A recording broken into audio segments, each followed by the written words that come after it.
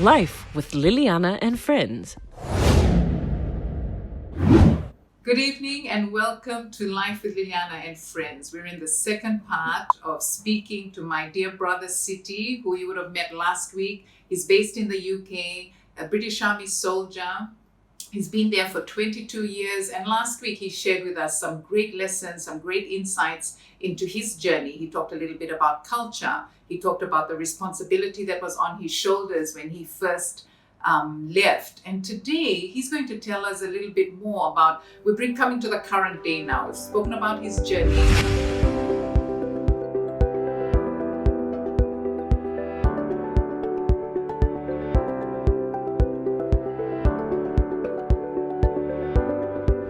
But he's actually making plans to move back to Fiji after 22 years of being in the UK, serving in the British Army, and he's relocating with his beautiful wife Maggie and his two boys, Kian and Jackson. So welcome back again, Siti. We're really excited to hear the next part of this story. So why don't we get right into it? Because we learned last time that you and I, we have great conversations and we tend to forget that we, need to wrap it up and we're not sitting around the table and we don't have 5 hours to unpack this. So let's start from here. Why don't you just tell us, why do you want to move back home to Fiji after 22 years of living overseas? That's a great question. Thanks. And the fact that I do want to move back takes a lot of people by surprise. And when I say people, I mean especially the Fijian people here, because of what I'm leaving in the UK and leaving and what we call as opportunities and things like that. In terms of getting healthcare and education, which is in abundance here, is something that I would be risking going back. But the reason why, and the ultimate reason why I would want to go back, is because I want my sons and my family, for us to grow up amongst family and amongst friends, which is something that has always been lacking here. So these boys here, they could go through like a really quality education and all that, but then when we come around and have their birthdays and things like that, or it's just us, and we've got pockets of family around the UK, but it's not like what we had at home. Like every Sunday there'll be like the extended family there, and just those sort of things I really miss. And I think that's something that in most families in the UK don't really experience either. And that's quite a powerful thing, having your family close to you, and then encompassing and then taking into the rich culture that we have. I want my boys to grow up as Fijian Fijians in Fiji, like That's really interesting. Sounds, it might sound strange, but it just depends. I think everybody's got a different view of what quality of life is, and I get that the quality of life here in terms of the education and like is what we mentioned, the access to healthcare or mental health and things like that is not really where it is or we'd like it to be at home, but balancing the memories that they're all going to make, and the going back to the village and really getting immersed in all of that makes them feel proud and gives them this pride. And that's something that I carry with me, and what Fijians do is just walking around like, oh man, I'm really proud to be Fijian, and I've grew up in Fiji or whatever it is. But I just feel like this is really interesting. Sorry, Siti. You're talking about quality of life, and I love that you said, everyone, it's different for everybody, and I think we need to recognize that. And what is quality of life for you and your family? And it sounds like now that you've come through 22 years, you see the value in just, we probably don't have as much as developed countries have. Not we probably don't. We don't, in terms of, you raise two important things, healthcare and education, but weighing it up, what is most important for you that you want to live with your kids? And you speak, I guess what I'm hearing here is a little bit, sounds like identity, like just connecting back to who you are and where you're from, because your boys were both born there, but they're not English, right? So just to wrap this little part up in talking about moving back, we talk about, you mentioned some concerns, which are education and healthcare, because you mentioned it was better there. You told us last week about culture, right? So now your boys are coming from westernized to Fijian culture, and we talked about taking the best of those. Are you concerned that they will struggle a bit in that part of things, or how would you envision this would happen, that they still retain some of the best parts of the culture that they're currently growing up in? I mean, I think a really important point about that is that we are conscious that they're still young, and I think that's why that's certainly helping our decision. So Jackson, being the youngest, I don't think he's going to know the difference between the two. Much like when we came back, you and I. Right? So I don't remember anything about the UK. So and you might. So it would probably be the same as Kian. So I don't think that's too much of a concern at the moment with them. It might just be getting used to the way of life, the differences in not wearing shoes and or whatever it is, the little things. But I'm sure they'll really enjoy the rawness of it all. But I mean, there's a lot of things that concern me, and I know that I'm taking a lot of or some sort of risk. But what I can do is control this, or trying to address the things that are in my control. One of the main things, as you mentioned, is the relationship between me and my sons that I have here. I want to maintain the relationship back home, but I am very conscious that that's not generally the relationship that fathers and son has. But I just have to remind myself that just carry on and be that. And I have that as a concern, but I wouldn't say is too much of a concern, because that's something that I firmly believe in, and I will always be conscious of the fact. And I think that's important. That's important because you need to be aware. You need to be aware of it, and you have that awareness. So we're going to take a quick break, City, but we're going to come back into this, and we're going to talk a bit more about re-entry into the country, because there may be many others like you who just want to be home. So let's just explore that a bit, right? So we're going to take a quick break, everybody. We'll be back shortly. Life with Liliana and Friends. Life with Liliana and Friends. Welcome back. So, Siti, we were just talking before the break about coming back to Fiji after 22 years. I'm really interested to know whether there's anything that could have made you come back quicker. Like, why now after 22 years? The main reason that I would serve my 22 years is because of our pensions. So that's probably the one main thing that I would have had to go to.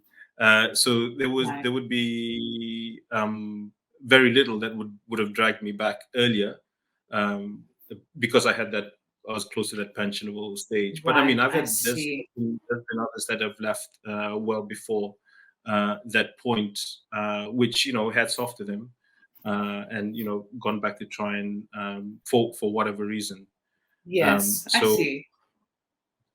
So that's a good point, because when you come back, then you get then at least you have that income stream, a good income stream coming in to help support you and your family amongst the other things you'll be doing, right? So I'm just thinking about this, because there's not only British Army soldiers that intend to come back home, but we also have caregivers, we also have other people working overseas. Now, if you were, because I'm thinking back to Dad's example, right? He came back home after 22 years of being away. And you might want to touch on that very briefly, but what do you think we as a country could do? If you were the leader of this country, is there anything you think we could do to help those who are re-entering our country after years of being away? What do you think from your perspective? I think, from my personal experience, I think there's two sides to this. What the country can do, and two, what we can offer. And I'm certainly concentrating on what I might be able to offer coming back, after all the experiences and all the the change in mindset, as you spoke about last week, that I've had in the UK, to try and bring that back to Fiji. And I think, coming back with that mentality that you want to try and impart some knowledge and experience, and at the same time be qualified to do that, you would Yes.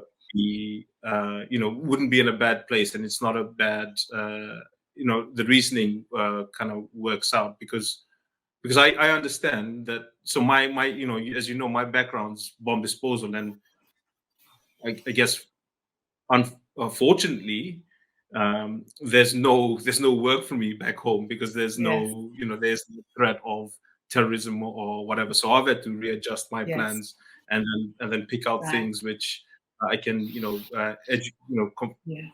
finish off my education whilst I'm here, and then come back and then have something at home. But in terms of what Fiji's able to do and what they might be able to put in place to help us transition is just understanding that or being open enough to hear us. Certainly within the military, you've got certain ranks have qualifications against them, and you can say like a sergeant would be middle management immediately and things like that, and that's the way the UK looks at soldiers, and something they've been able to transfer over from the military speak into the civilian qualifications. And I think if Fiji was to certainly have an appreciation of that, they'll be able to hone in on skills and things like that, because we've learned so much, and the Fijians have picked up all over the military, especially like you can have one guy who's in the medical corps, for example, who's got all this background about first aid, and imagine, and mental health, and all these little courses that they've done, and they've been practicing and practicing and practicing. Bringing all that knowledge back and experience is something that can only be good, in my opinion. Yes, Siti, that is fantastic. I really like how you said that, let's, again, going back to focusing on what you can control. And you're absolutely right. Like just acquiring skills too. Like if you take the responsibility back to you and what you can control, like you said, you were in an area that, yes, you might be highly recognized and highly paid there in bomb disposal, but that's no use here if you were to come back this year. So how can you be wise about what you're choosing to upskill yourself in? And again, it's one thing for the country to, I understand that, and I believe that's true. The country just being aware that, it's like we are expecting 100 soldiers to want to relocate back in the next 2 years, and these are the skills they're bringing. So let's be a bit proactive in that. But also from the other side, just also understanding what's kind of needed in our country, because it's a great way to go and upskill yourself without having to pay for university education. We've got a huge gap when it comes to psychological support. There's always a need for help, like you talked about the medical corps. So how can we be more intentional, right? Both as a country preparing for your return. So it's a partnership. It's not like government, you need to do this for us to come back. But it's kind of, and I think just what you were saying then is probably a really easy fix is to have a look at certainly where the areas in which the country would like to develop or focus on, and then seeing the Fijians that are overseas and and saying, look, those in medical or education, for example, and things like that. This is where we're going to focus our resources on. And why not get instead of getting experts over, there's perfectly the qualifications and the experience that us Fijians have overseas. Absolutely, are able to contribute. And maybe it's a good way for us to attract people back, because we actually have something for you. And I'm sure we would much rather have our own come back and settle back home and give, what they've learned. That's fantastic. I think we've just solved a problem here for the country. Solving the world's problems. Listen, we're going to take another quick break. Siti, and we're going to come back and we're just going to give some direct advice to those who are thinking of joining the British Army. We'll be back shortly, everybody. Life with Liliana and Friends. Life with Liliana and Friends. Welcome back. So this has been a really great session with Siti the past week or so, but we come to the end, and I just wanted City to leave some specific advice or some guiding thoughts for those young men and women who are thinking of joining the British Army. So really, this City is a summary of what we've already spoken about. Could you just leave something specific that people can take away as advice? Yeah, sure. I mean, man, there's so much to say on this, but if maybe we just break it up into sort of three parts, being Yes, the it's pre, good. the during, and the after, and Yes, just touching on advice before you join is have a goal. Have a goal of why do you want to join the army, or why do you want to leave Fiji? And if it's going to be to, like most of us, just get out and explore and try and better your life, what ways are you going to do that? Because we always have the the what is fine. Like the what is always easy, right? I just want to get out and yes, do this. I want to join the army. But when you're in there and the how, what do you want? If you set a goal, how do you intend to do that? And I know I'm speaking very broadly here, but I think it's really important for Fijians when they do join to set goals and go for it, because otherwise you'll good. end up doing 22 years or whatever and not really achieving as much as you could. And Yes, good. and whether the goal is to provide for your family back home and provide for your family, and when you do have one in the UK, the only way to provide and have that quality of life is to work hard and set your goals. So just having a clear, because I've noticed that sometimes once you're able, once they touch down in the UK and join the army, it's made it. I'm set. But there's so Yes, much in the army that you're able to explore and really immerse yourself in, and then right. it teaches you certain things. So pre-joining is That's the good. goals, and Have certainly a goal. taking what you've had growing up, because we don't realize how much of these intrinsic skills that we are brought up with, like just learning how Yes, to make your bed in the morning, is nothing that's alien right. to us. Shower twice a day is nothing alien to us. All these little things you don't realize is that it sets us up for the big world. And you'd be surprised because Yes, the weather here, it's the showering isn't quite as popular as we popular. sorry, Right. to all my English Yes, counterparts. But yeah, I mean, and that's then good. moving on, and whilst you're here, one, in the world, from your first 6 months, and you get used to it. Don't be disheartened, but also just one thing that the army's taught me to do is really explore my potential. And That's it's good. just, in order for you to get that, you have to put yourself forward to do things, and Yes, working outside your comfort zone and putting yourself up there against the best that everyone in the room. And you'd be surprised that yes. you would really surprise yourself, because as we Wow. as we touched on before, as a culture, we're kind of almost taught to hold back and don't be Yes. be reserved. And I am, I try to be reserved, but I sometimes I get that confused with being humble and humility, Yes. and being maintaining that humility, which Like the cultural side that we're taught yeah, but that can to sometimes kind of reserve. translate as lack of confidence. Okay. um Yes. so we just have to work out what's when to talk, and when you do, just project yourself, or and things like that. So but I mean, Yes. they'll get, but just the point I'm trying to Yeah. make is And just be open yeah, to and like that. you said, when you touched on in the earlier sessions, is taking the best of our culture and taking the Yeah, best of the yeah, Western and being able to operate yeah, that way. I believe that will just yeah, take us to the lead. Yeah. So what about yeah, coming yeah. back, City? Just to wrap Yeah, up, what coming back coming back is into yeah, just into very quickly. Coming back, me personally, I want to give back to Fiji with the things that I've learned, but yes, also, more importantly, I want my family to grow up amongst family, yes, and be immersed in the rich culture and the amazing culture that we have. And what's yes, interesting is that when I first joined, every single Fijian would have had this question posed to them: is like, why did you come? why did you leave that tropical paradise to come to this country? Right. And so I can guarantee you, if you offered a ticket to any of my British counterparts to come to Fiji, they would jump on the first plane.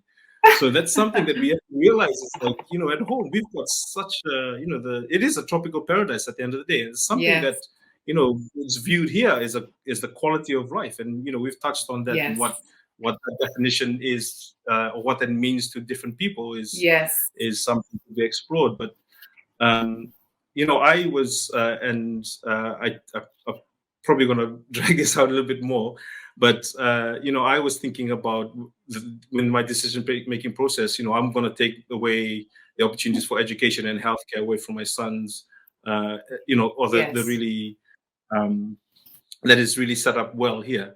But then I thought to myself, look, we'll stay here, for example, and then they'll send them to university and they'll get a great job and they'll move to London and they'll, earning loads of money, but then they'll just be part of this massive machine. So I think again, just touching on it and just, just figure out what you want as quality of life and go for it. I love that. That's good. And also, what can we bring back? Like you've talked about that. What can we bring back into our country to make this country a better place to live for all of us? And bringing that back. Man, Siti, we can go on and on and on. And I'm really sad that this conversation has to end. I've really enjoyed it. But I really wanted to thank you for your time, Siti. I know that your advice and your learnings, your lessons have helped somebody today. Even if it helps one person, that's good, right? And I wanted to say you are just doing an excellent job. You make us proud all the time. I know you're a great father to the boys. You're a great husband. And I really wanted to thank you for just setting the example, not only for your own family, but for the many other Fijians. You've really given a lot of people hope today. So thank you for that, Siti. Can I just say one thing very quickly? You can. Okay, sorry. So I just wanted to say, look, please, if anyone's thinking about joining, just get in touch with Liliana throughout, and I'm more than happy to give some advice. And also, there's the British Legion at home that has a lot of veterans that are able to provide that as well. Yes, that's a great way to end. Just contact us at Life with Liliana on our Facebook page and we will connect you. But thank you for joining us for this segment. We are going to be speaking to more individuals who have different stories, different perspectives to bring of life away and re-entering. But have a good evening and we will see you next week on my TV at 8 p.m. Good night, everybody. Life with Liliana and Friends.